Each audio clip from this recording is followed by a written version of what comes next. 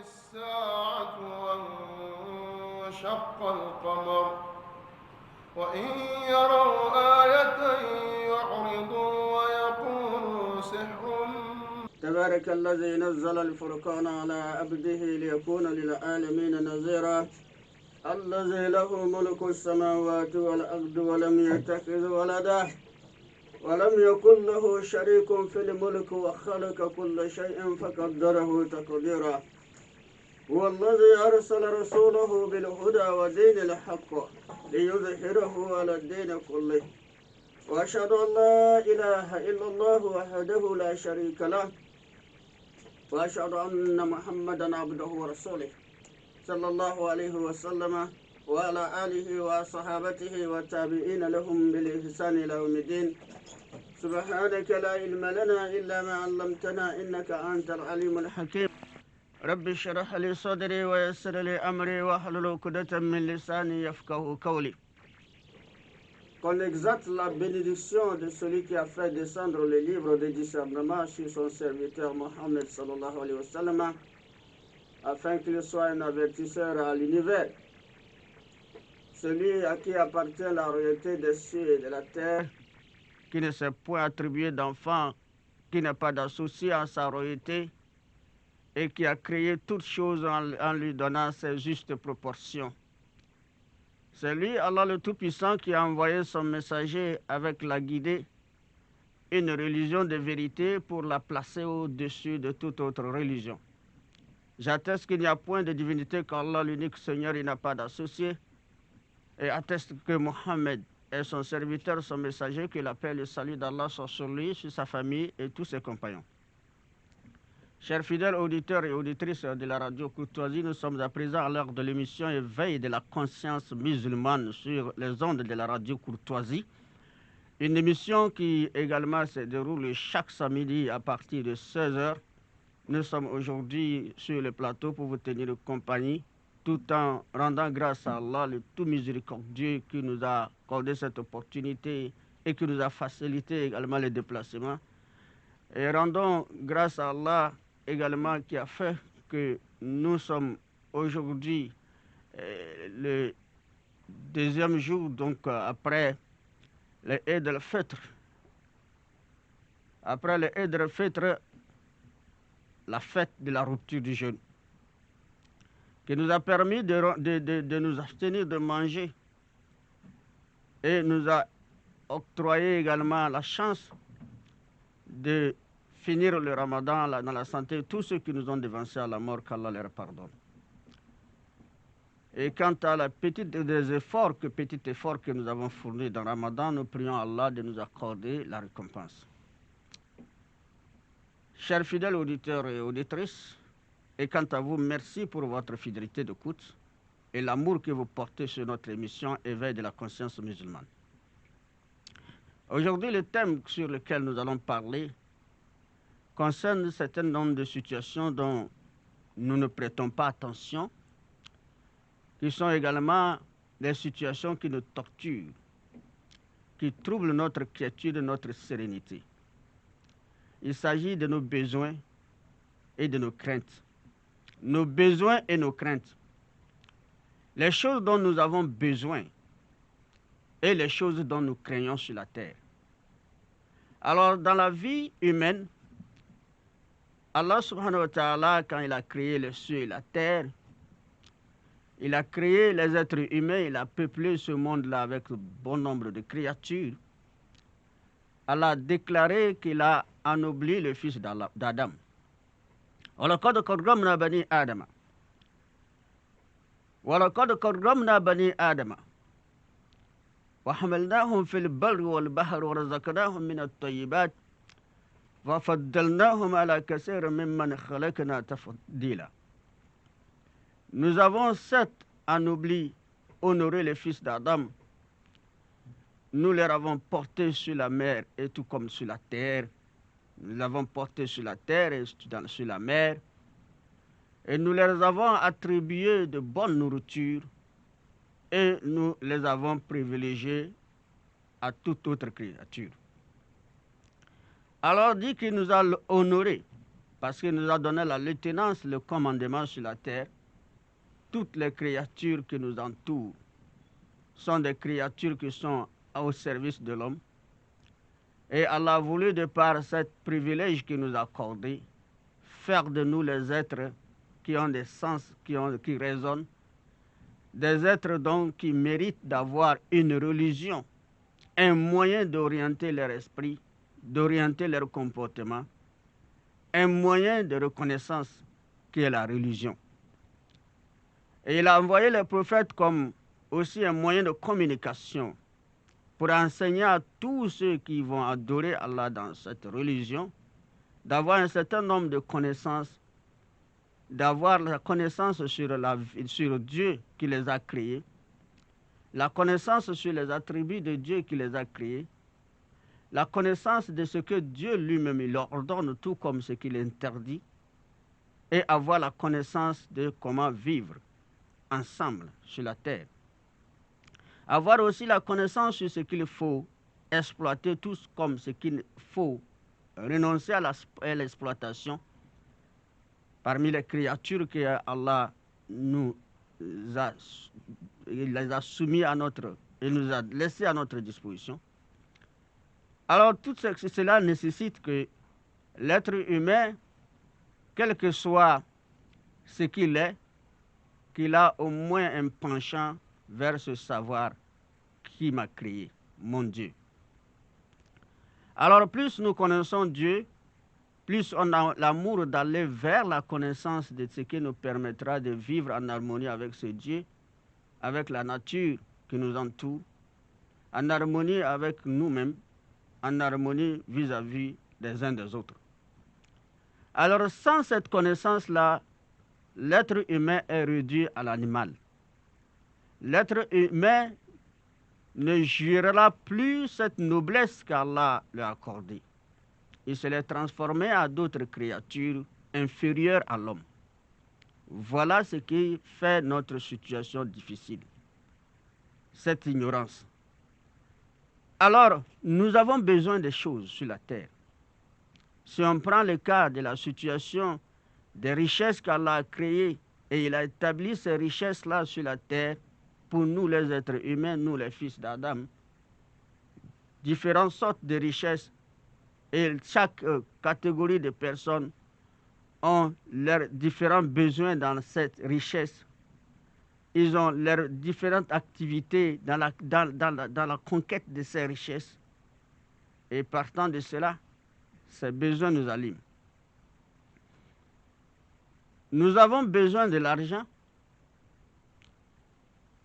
Et pour atteindre de l'argent, il faut exercer des activités. Nous avons besoin d'avoir des enfants. Pour avoir des enfants, Allah nous ordonne de nous marier. L'homme a besoin d'avoir le pouvoir de commander les autres. Allah lui a montré la voie de la convoitise du pouvoir. Nous avons besoin également d'avoir les enfants. Allah nous a montré toutes ces voies. Alors ces besoins existent et chacun de nous a ses besoins différents. Si on prend l'exemple des pauvres, il n'y a pas pauvre qui n'ait pas besoin de l'argent. Ce n'est pas le besoin, Allah ne nous a pas interdit d'avoir besoin parce qu'il a créé la richesse pour que nous cherchions la richesse et il a promis de donner la richesse. Mais le don de sa richesse, ce don n'est pas arbitraire. Il n'est pas promis de donner tous les êtres humains la richesse. Mais il a choisi parmi eux ceux qui lui font donner la richesse. Il a créé le pouvoir, il a établi le pouvoir parmi les gens. Il n'est pas promis de donner le pouvoir à tout le monde. Mais il a choisi parmi ceux qu'il doit donner le pouvoir.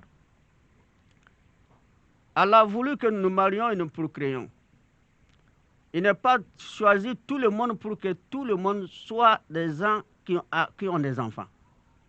Il a choisi certains pour que ceux-là puissent avoir des enfants et d'autres, il les a rendus stériles, qui ne peuvent pas avoir des enfants. Alors lorsque ces besoins nous animent et que nous n'avons pas la connaissance de Dieu, sur la connaissance de la réaction de Dieu, du destin que Dieu a établi sur cette terre aux hommes, sans nul doute que notre souffrance serait plus grande. Alors ce n'est pas nos besoins d'avoir ceci ou cela qui pose problème, mais comment nous orientons ces besoins qui sont problématiques. Et d'autres choses, c'est quoi? C'est la crainte de l'homme, ce que l'homme craint. Alors si l'homme a besoin de l'argent et qu'il a gagné de l'argent et qu'il est devenu riche, lui, il craint de perdre la richesse. Le pauvre, lui, il cherche l'argent.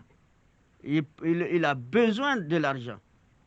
Mais celui qui a déjà la richesse, lui, il craint de perdre la richesse. Alors celui qui a la santé, c'est la plus grande richesse d'ailleurs, parce que c'est la santé qui permet à l'homme de bouger, de chercher l'argent, ou de gérer l'argent qu'il en a, ou de gérer le pouvoir qu'il en a, ou de gérer sa famille s'il en a. C'est la santé qui chapeaute toutes les richesses. Et cette santé, il y a ceux qui sont malades. Et les malades, eux, ils ont besoin d'avoir la santé. Leur besoin, ce qui les anime, c'est d'être guéris. Mais celui qui n'est pas malade, lui, il craint de perdre, et lui, il craint de tomber malade. Et ceux parmi les gens qui sont des célibataires, et leur besoin ardent, c'est d'avoir des femmes ou d'avoir des garçons pour se marier, parmi les femmes. C'est ça leur besoin ardent. Mais quant à ceux qui sont déjà mariés, et chacun craint de perdre l'autre. La crainte qu'il anime les mariés vis-à-vis dans leur vie est la crainte de perdre les uns et les autres. C'est ainsi qu'il y a ceux qui convoitent le pouvoir. Et ceux qui convoitent le pouvoir, ils ont besoin d'atteindre à ce niveau-là. Mais ceux qui sont déjà au pouvoir, eux, ils n'ont pas besoin d'avoir le pouvoir, mais ils ont déjà le pouvoir, mais ils craignent de perdre le pouvoir. Et ils craignent de perdre le pouvoir. C'est ainsi que les gens déjà mariés, leurs besoins ardents sur le premier plan, ce qui est naturel d'ailleurs, c'est d'avoir des enfants. D'avoir des enfants dans leur couple. Alors il y en a ceux qui sont mariés et Dieu les a donné des enfants. Ils ont besoin des enfants, Dieu les a donné des enfants. Mais il y en a ceux qui sont mariés, ils n'ont pas d'enfants. Donc eux, leur besoin ardent, c'est d'avoir des enfants. Et ceux qui ont déjà des enfants, eux, ils craignent de perdre les enfants. Alors la crainte, tout comme le besoin, amène l'homme à un niveau où il oublie lui-même. Il oublie lui-même, il oublie la valeur que Dieu lui a donnée, il oublie les privilèges que Dieu lui a accordés sur la terre, il oublie Dieu. Et lorsqu'il oublie Dieu, alors qu'il vit le pouvoir, il serait souffrant. S'il est riche, il serait souffrant. S'il a des enfants, il serait souffrant. S'il a une bonne santé, il serait souffrant. C'est ainsi que, dans ses besoins, celui qui n'en a pas, ce que j'ai cité, il serait souffrant. Dans ses besoins, le feront souffrir. Ces différents besoins le feront souffrir. Et ceux qui vivent ce privilège-là, qui sont déjà vivent déjà la situation, sont aussi des souffrants. Alors, le pauvre veut avoir l'argent pour être heureux. Mais le riche qui vit l'argent, qui ne connaît pas Dieu, alors lui aussi, au lieu, lui n'est pas dans le besoin d'avoir l'argent, mais la crainte de perdre cette richesse le fait souffrir. La crainte de perdre le pouvoir le fait souffrir. La crainte de perdre ses enfants le fait souffrir. La crainte de perdre sa femme, de perdre son mari, de perdre sa santé le fait souffrir. Voilà pourquoi l'islam nous a établi l'ordre. L'ordre n'est autre chose que l'ordre éducatif. ثم جعلناك على شريعة من الأمر فاتبعها ولا تتبع أهواء الذين لا يعلمون إنهم لن يغنوا عنك من الله شيئا وإن الظالمين بعضهم أولياء بعض والله ولي المتقين. Alors on comprend clairement que ce qu'Allah nous dit, nous t'avons établi sur la voie de l'ordre. La voie de l'ordre est la foi. La voie de l'ordre est la foi en Dieu, la foi à l'adoration de Dieu, la connaissance de Dieu, la connaissance de ce que Dieu a permis, tout comme ce qu'il a interdit, la connaissance de comment vivre les biens que Dieu l'a donnés, la connaissance de comment vivre les sentiments qu'il faut, comment il faut limiter son sentiment dans ses besoins. Nous t'avons établi sur la voie de l'ordre, une religion claire et parfaite. Tout cela englobe ce qu'on appelle l'orientation, la guidance d'Allah, l'éducation islamique. Une religion claire et parfaite. Et celui-là donc ne suit pas la passion de ceux qui ne savent pas. Alors, ceux qui ne savent pas sont ceux qui ne connaissent pas Dieu. À plus forte raison d'avoir foi en Dieu, à plus forte raison d'adorer Dieu, à plus forte raison de croire au destin, à plus forte raison, à plus forte raison. Donc, ne suit pas la passion de ceux qui ne savent pas. Alors, si Allah nous dit de ne pas suivre la passion de ceux qui ne savent pas, ce qui veut dire que la connaissance de certains nombres de choses sont très nécessaires dans notre vie. Et pour Allah a établi le monde, il a créé le monde, il a donné la raison à l'homme, il a donné l'intelligence à l'homme.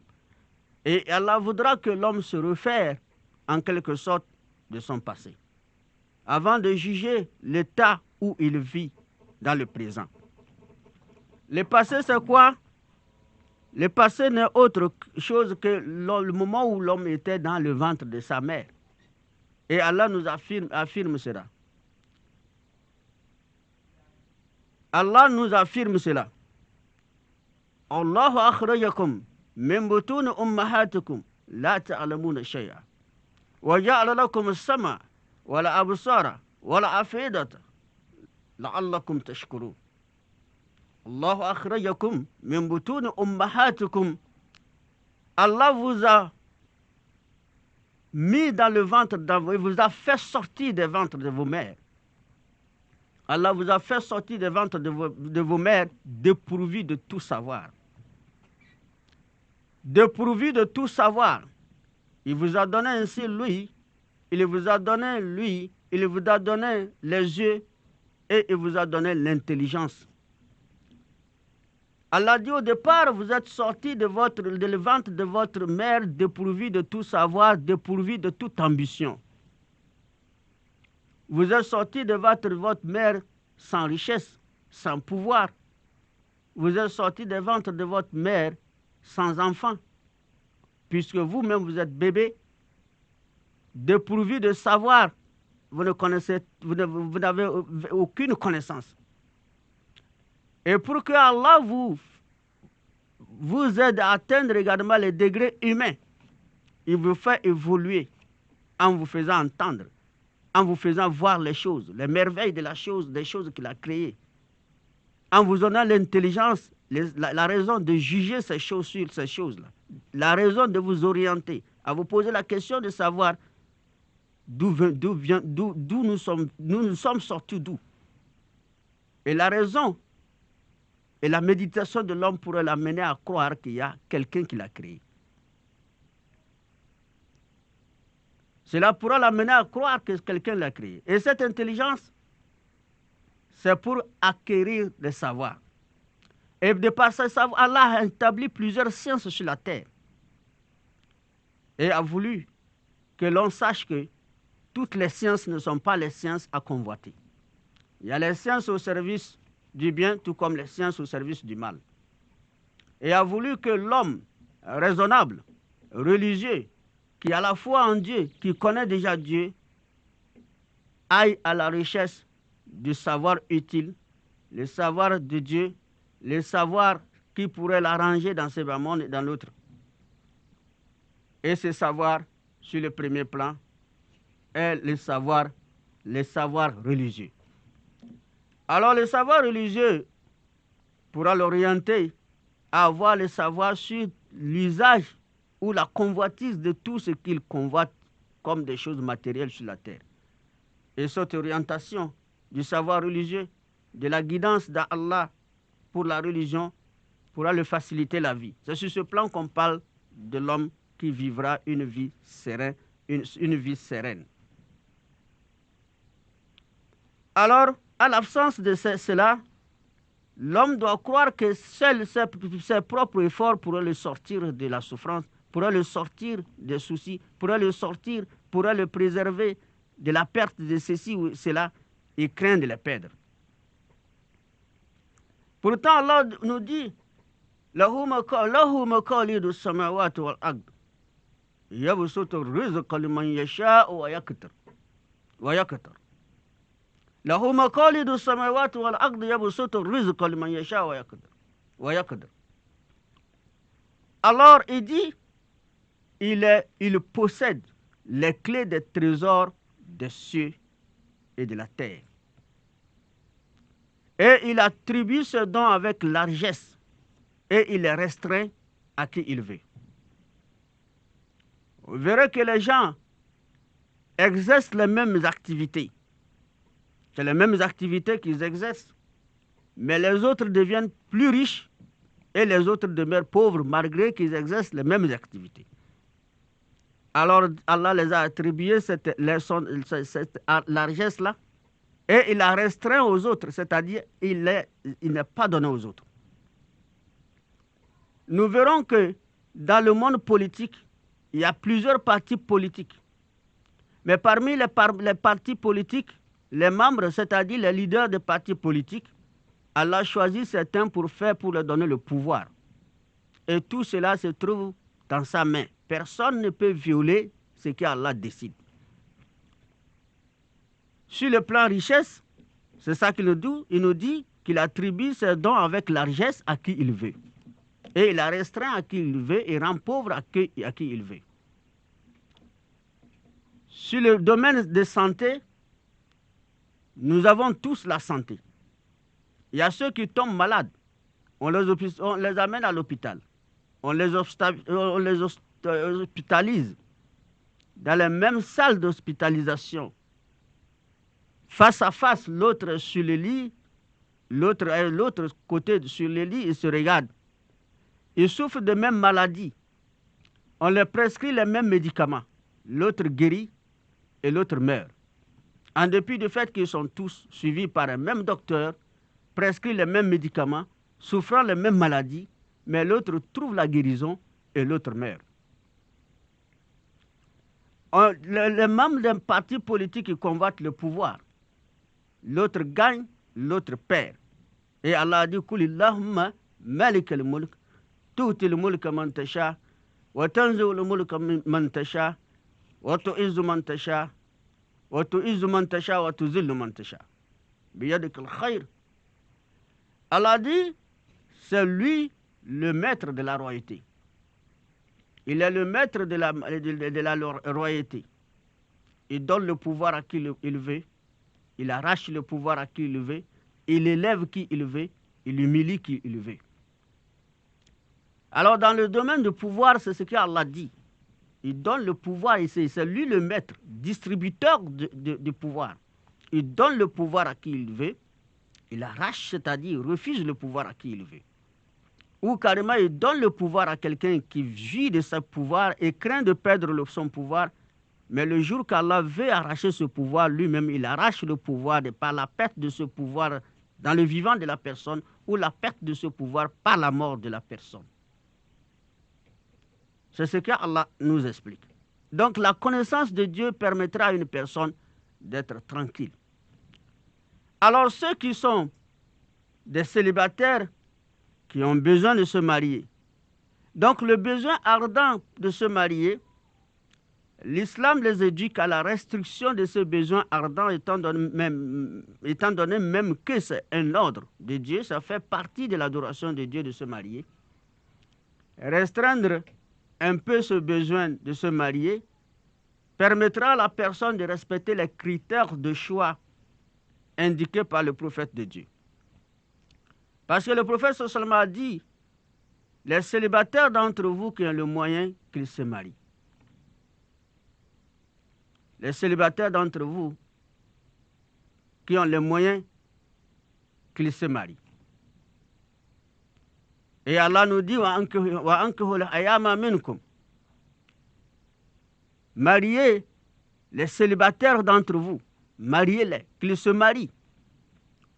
Mais ce mariage, le prophète sallallahu alayhi wa sallam a fixé les critères de choix. Quel genre de femme, en tant que musulman, doit épouser et quel genre d'homme, en tant que femme croyante, doit-elle épouser? Alors, si l'homme restreint un peu ses besoins, ne veut pas dire qu'il renonce aux besoins, mais à la richesse de tomber sur les critères voulus par sa religion pour sauver son foyer, sauver sa foi. Dans le même optique, les critères de choix voulus par Dieu et son prophète, le respect des critères de choix d'une partenaire conjoint, les partenaires de conjoint et partenaires conjugal, permet aux musulmans, femmes comme hommes, de se marier et de vivre heureux dans leur couple. Et lorsque le critère de choix est respecté, le musulman vit avec sa femme dans la foi, dans l'obéissance d'Allah. La musulmane vit avec son mari, avec sa foi, dans l'obéissance d'Allah. Et quelle que soit la situation qui les arrive, la pauvreté, le manque d'enfants, ou bien ils ont les moyens, la gestion de leurs richesses seront dans ce même sens, dans la foi, dans l'obéissance d'Allah. C'est ainsi que s'ils ont des enfants, ça ira dans le même sens. L'éducation islamique, l'éducation religieuse, etc. La 5e catégorie de personnes sont ceux qui ont besoin d'avoir des enfants. Alors ceux-là qui ont besoin d'avoir des enfants, si ils ont eu des enfants, si ils ont cette connaissance de Dieu et qu'ils ont eu des enfants, ils disent Dieu merci. S'ils n'ont pas eu des enfants, ils disent Dieu merci. Alors le besoin d'avoir les enfants ne les entraîne pas à rentrer dans la brousse. Ne les entraîne pas, l'entrée dans la brousse veut dire ne les entraîne pas à s'égarer du chantier d'Allah. C'est pourquoi on a trouvé beaucoup de gens, de par manque de cette connaissance religieuse, de connaissance de Dieu, de par manque de la foi en Dieu, et ont entraîné beaucoup de gens, surtout musulmans, dans le fétichisme, dans la convoitise d'avoir des enfants. Une femme qui se marie et qui n'a pas d'enfant. Toutes ces personnes citées plus haut, à travers d'abord les pauvres qui ne connaissent pas ça, ils sont rentrés dans le fétichisme, dans le maraboutisme, avec l'envie d'avoir l'argent. Les musulmans qui ne connaissent pas Dieu et qui n'ont pas cette foi sont rentrés dans le fétichisme pour avoir le pouvoir, pour chercher le pouvoir. Sont rentrés dans le fétichisme pour chercher la santé. Sont rentrés dans le fétichisme, le maraboutisme, pour chercher à avoir des enfants. Et c'est ainsi que ceux qui ont déjà d'enfants, et ils craignent de perdre leurs enfants lorsque leurs enfants tombent malades, ils rentrent même dans le fétichisme pour chercher remède. Alors dans ce contexte-là, Allah est clair avec nous en nous disant Inna shirka la zulmun azim. L'associationnisme est le pire de l'injustice. L'associationnisme en Dieu est la pire des injustices. Il existe plusieurs genres d'injustices sur la terre que les gens commettent. Mais Allah dit, la pire des injustices, c'est lorsqu'on associe quelqu'un à Dieu. Wa abudullah wa la tushriku bihi shay'a. Au niveau de la procréation, Allah est clair avec nous, où il nous dit Lillahi mulku samawati wal ard. Yahabu liman yasha inasa wa yahabu liman yasha zukura. Ou yuzawwijuhum zukurana wa inasa. Où Allah dit, c'est à lui qui appartient la royauté des cieux et de la terre.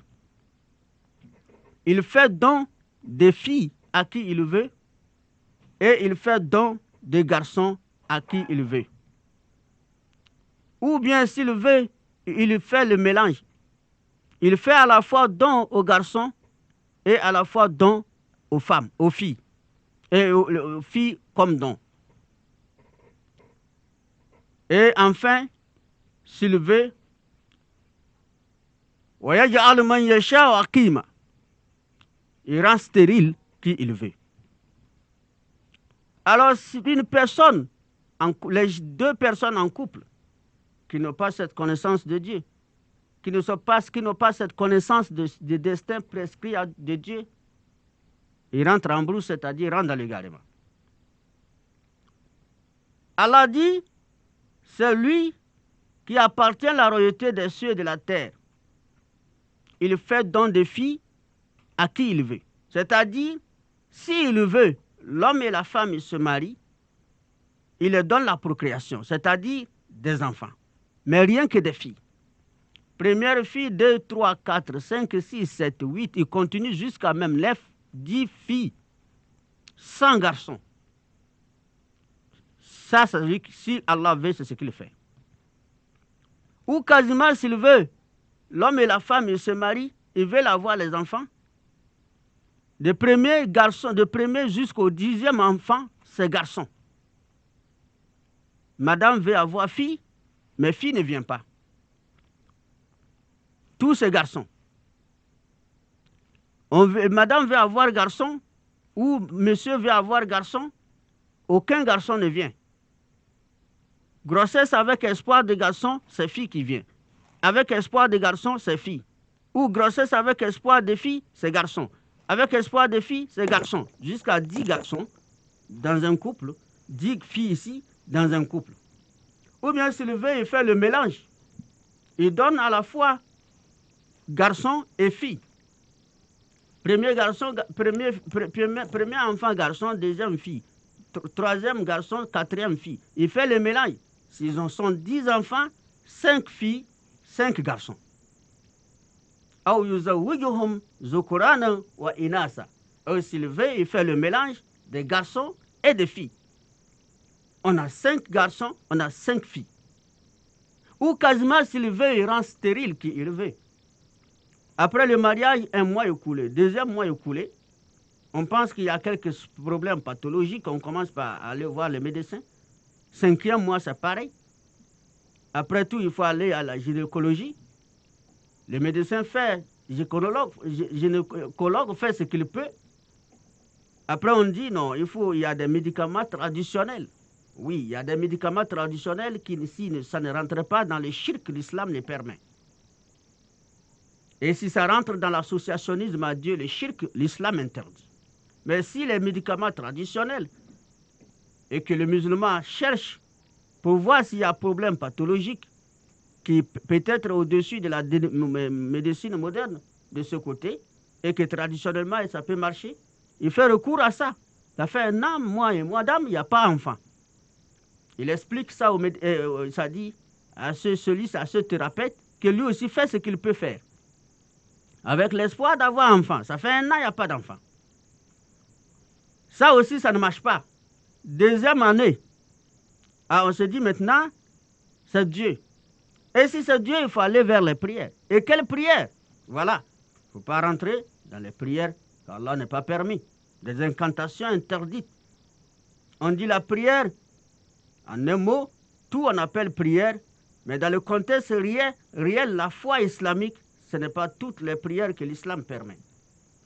Alors en tant que musulman, il faut faire recours aux prières coraniques pour invoquer Allah vous-même, faire des aumônes vous-même, demander de faire l'exorcisme s'il est arrivé qu'il y a des blocus par des possessions de djinns, tout cela pourra rentrer dans la situation, dans le jeu. Et si ce côté est décanté, on se dit que ça c'est la volonté de Dieu. Et c'est là maintenant on se retrouve dans la situation. Donc c'est une stérilité. Et là maintenant on commence par voir cette stérilité, ce côté de l'homme ou ce côté de la femme. Il faut aller aussi contrôler cela au niveau médical.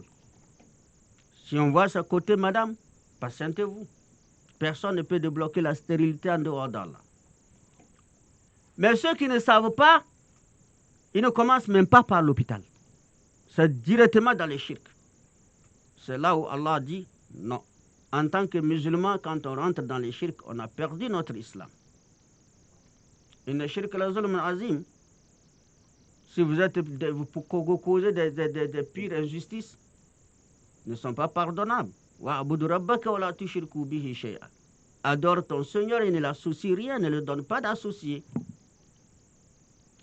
Alors si on comprend tous ces aspects, nous devons comprendre que, en réalité, ce que nous vivons sur la planète Terre, bon nombre de gens ignorent totalement la bonne voie empruntée pour être à l'abri des tourments de la vie de cette terre.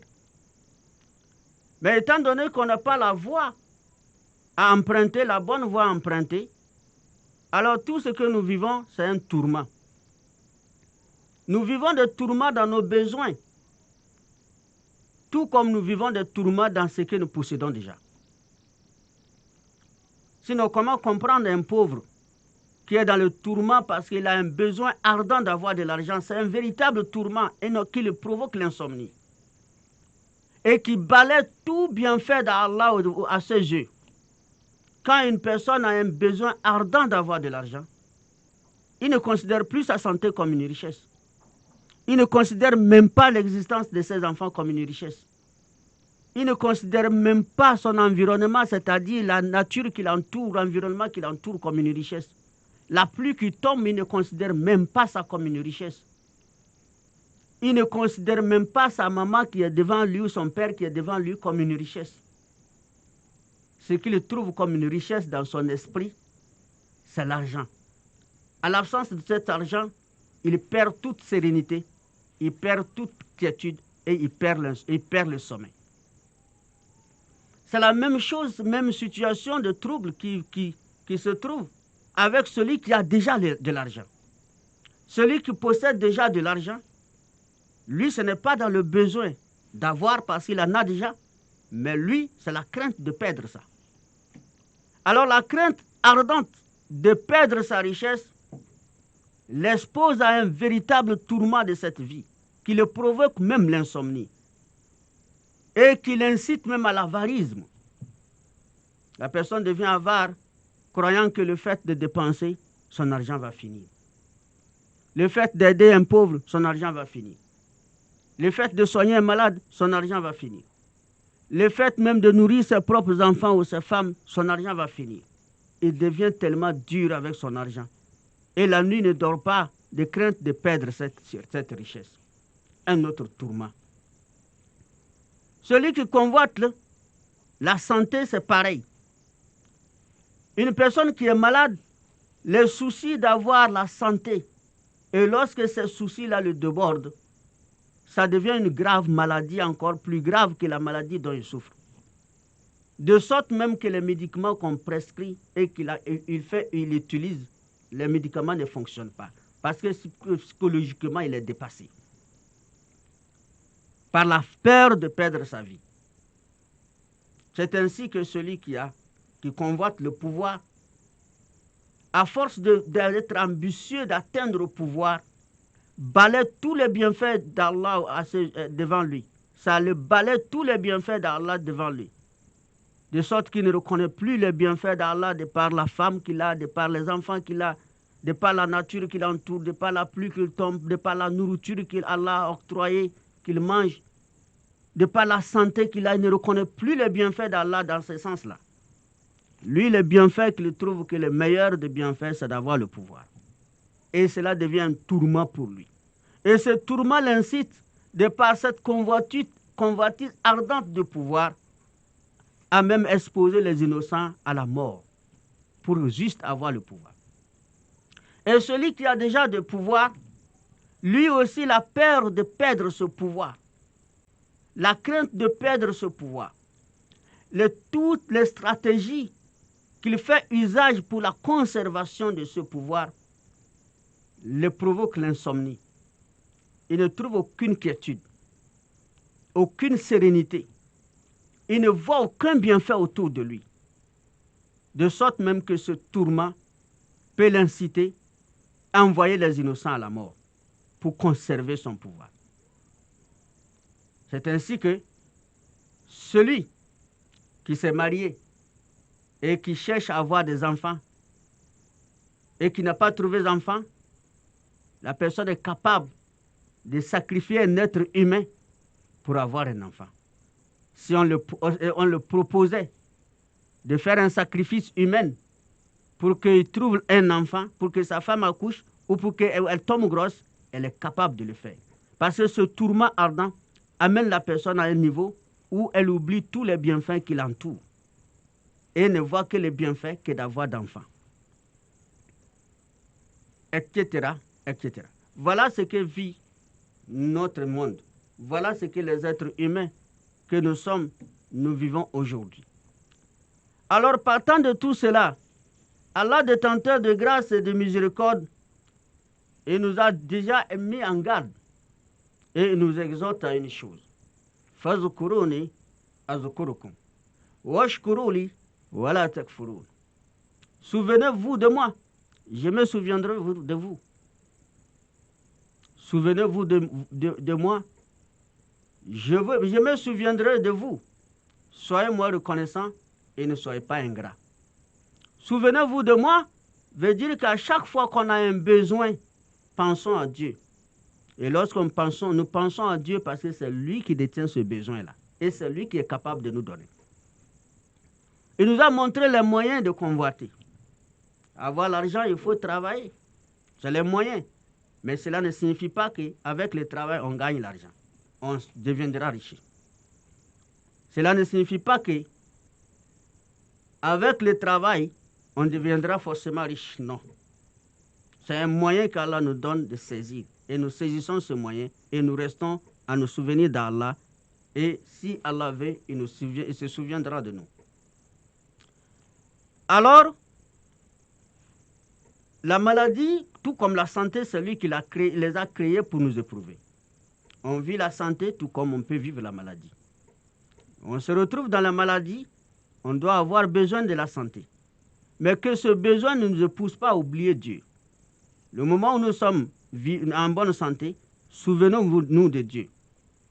Souvenons-nous de Dieu le moment où nous sommes en bonne santé et que lorsque nous sommes malades, nous n'oublions pas de nous souvenir à Dieu et Dieu, de par sa grâce, se souviendra de nous et de par les moyens qu'il a établis comme remède, nous donnera la santé.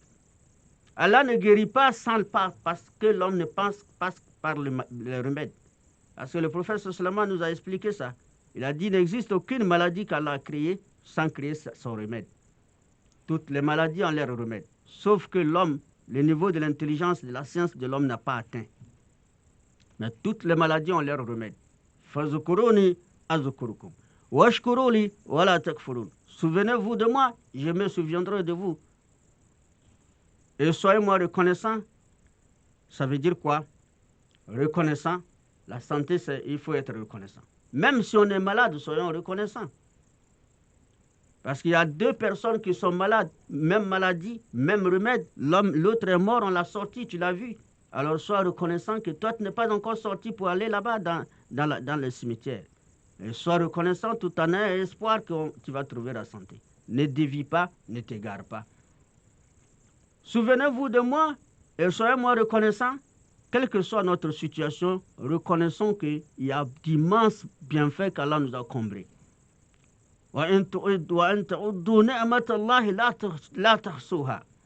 Allah dit, si vous comptez les bienfaits d'Allah, vous ne pouvez pas les dénombrer. Toute personne qui a une intelligence vraie, toute personne qui a une connaissance vraie, connaissance au service du bien ou non, connaissance au service du mal, toute personne qui a sa raison qui fonctionne, reste un moment donné pour faire la méditation, il ne peut pas dénombrer les bienfaits qu'Allah a établis pour lui. L'air que tu aspires, les organes que tu as qui fonctionnent, tout cela sont des bienfaits d'Allah. Allah dit à partir de vous-même, n'observez pas les bienfaits d'Allah, à partir vous de votre bienfait, de votre personne. Vous regardez.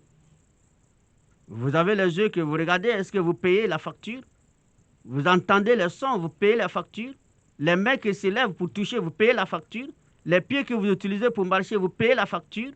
La bouche que vous mangez, ça tombe dans votre stomac pour vous donner, pour intenser votre soif ou votre faim. Est-ce que vous payez la facture? Mais tout ce qui appartient à l'homme et que vous voulez faire usage, vous allez payer la facture. La lumière qu'Allah vous a donnée, qui est le soleil, vous payez la facture. La nuit qu'il a établie pour que vous vous reposez, vous payez la facture. La journée qu'il vous a donnée pour que vous vaquez à vos occupations, est-ce que vous payez la facture? Et vous balayez tout ça de votre chemin. Et ce que vous cherchez là seulement, c'est ça qui vous considérez comme bienfait. Et si vraiment que c'est ça seulement que vous considérez comme bienfait, et quand vous obtiendrez cette chose, vous ne verrez pas son bienfait. Vous serez encore dans le tourment de par la crainte de le perdre. Et c'est dans cette même optique qu'Allah subhanahu wa ta'ala nous dit Ya ayyuhallazina amanu taqullaha wa aminu billahi wa rasulihi wa aminu bi rasulihi yu'tikum kiflayn min rahmatihi wa yaj'al lakum nuran tamshuna bihi wa yaghfir lakum wallahu ghafurur rahim. Allah dit aux croyants, Allah a écarté maintenant toutes les catégories de personnes. Il a désigné que les croyants. Les croyants, c'est-à-dire ceux qui ont accepté Dieu. Et ceux encore qui ont allé au-delà de cette acceptation en cherchant la connaissance approfondie sur les attributs, les destins de la vie. Allah dit, craignez Dieu. Vous avez beaucoup de potentialités maintenant. Vous avez acquis beaucoup de choses qui vous permettra maintenant d'avancer. Mais dans cette avancée, craignez Dieu. Et dans cette crainte, croyez aux messagers. Croyez à tout ce que le prophète a dit. Ne démentez nulle part quelque chose. Alors, dans ce contexte-là, si vous avez suivi cette voie, il vous accordera 2 parts de sa miséricorde, 2 parts de sa grâce. Il fera répandre une lumière sur vous, une lumière dans vos pensées, dans vos esprits, dans vos actions, une lumière dans vos démarches. Tamshuna bihi. Une lumière dans vos démarches. Tamshuna bihi. Et ce que vous mériterez encore, vous avez un certain nombre de faiblesses. Les péchés vous commettez. Vous êtes des pécheurs parce que c'est une faiblesse humaine. Il vous pardonnera vos péchés. En dépit de vos péchés, il vous pardonnera vos péchés. Alors si vous voulez être heureux sur la terre, même si vous êtes pauvre, vous serez heureux. Parce que c'est la promesse d'Allah. Ya ayyuhallazina amanu. Ya ayyuhallazina amanu. Taqullah. Il faut craindre Dieu. Même si tu es pauvre, tu serais heureux. Même si tu es pauvre, tu auras la sérénité de cœur. Tu ne seras pas tourmenté par les besoins de l'argent. Bien sûr que c'est un domaine nécessaire pour l'avoir. Mais l'absence de l'argent ne te tourmentera pas la vie. Ne te fera pas oublier tous les bienfaits. Tu considéreras les autres bienfaits comme une richesse et puis tu es heureux.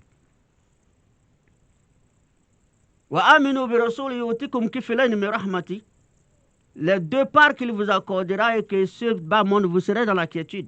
Vous n'allez pas vivre un tourment. Vous n'allez pas vivre l'insomnie, des inquiétudes. Et après votre mort, ça fait 2e bienfait, 2e grâce qu'Allah va vous offrir. Dans la tombe, on va vous enterrer, on va vous donner la vie. Allah introduira encore à nouveau votre vie, vous ressuscitera. Vous allez sentir que vous êtes dans une obscurité. Allah enverra une lumière. Vous allez voir la lumière. Vous allez voir cette tombe restreinte devienne un grand salon. Les gens de miséricorde viendront avec la lumière encore. C'est ça la 2e grâce qu'Allah vous offrira lorsque vous tiendrez cette voie. Et la meilleure des choses, que chacun aille au service de la recherche de la science. Que chacun emprunte le chemin de la richesse de la science. Connaître Dieu, c'est très important. Parce que c'est pourquoi Allah dit Yarfa'Allahu allazina amanu minkum.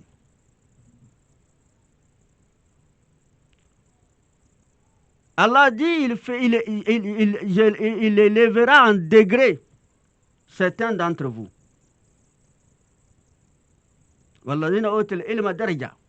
Ceux qui possèdent le savoir aussi. Il les donnera à un certain degré, il les élèvera.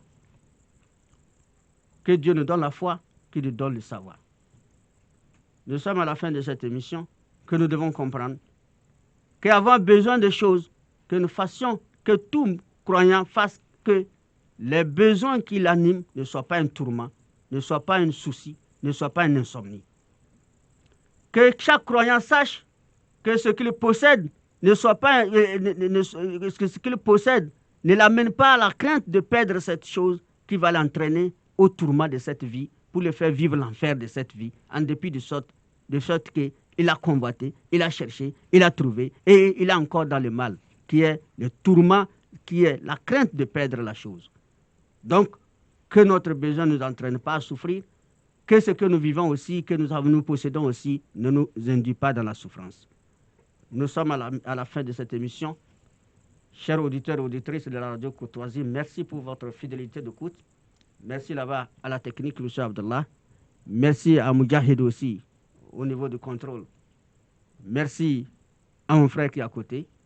Qu'Allah nous facilite, qu'il nous protège, qu'il nous guide sur le droit chemin, qu'il nous accorde une bonne fin. Portez-vous bien. C'est parti samedi prochain, Inch'Allah, dans l'émission Éveil de la conscience musulmane sur Radio Courtoisie FM d'Apan Togo. Assalamu alaikum wa rahmatullahi wa barakatuh.